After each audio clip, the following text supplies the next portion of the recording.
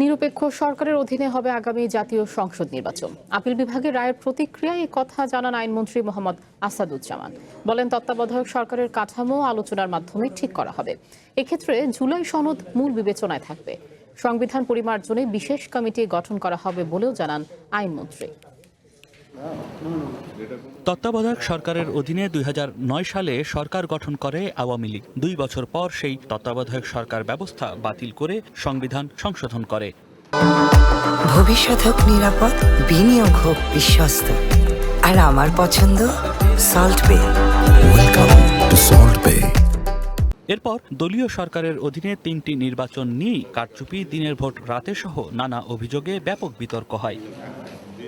সংবিধানে আওয়ামী লীগের পরিবর্তন করা ধারাগুলোকে অবৈধ বলে চূড়ান্ত রায় দিয়েছে সর্বোচ্চ আদালত। এর ফলে আগামী সংসদ নির্বাচন নির্দলীয় সরকারের অধীনে করা যাবে বলে জানান আইনমন্ত্রী। বেগম খালেদা জিয়ার নেতৃত্বে দেশ বাঁচাও মানুষ বাঁচাও যে স্লোগান দিয়ে আমরা নিরন্তর সংগ্রামের পথে হেঁটেছিলাম, সেই পথে হাঁটার মুখ্য লক্ষ্য ছিল যে আমার ভোট আমি দেব, যাকে খুশি তাকে দেব, এবং সেই প্রক্রিয়ায় ফেরার জন্য তত্ত্বাবধায়ক সরকারের বিকল্প কোনো পথ ছিল না।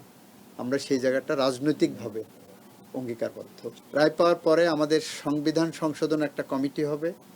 সেই কমিটির প্রক্রিয়ায়, আইনি প্রক্রিয়া যেভাবে আসে সেভাবে আসবে।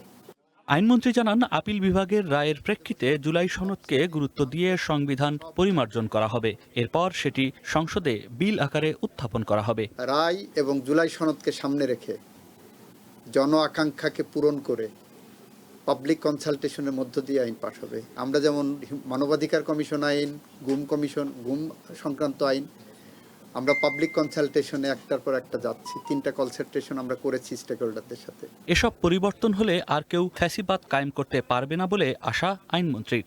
আমরা 54টা বিষয়কেই অ্যাড্রেস করব। নয়ন আদিত্য, ওয়ান নিউজ, ঢাকা।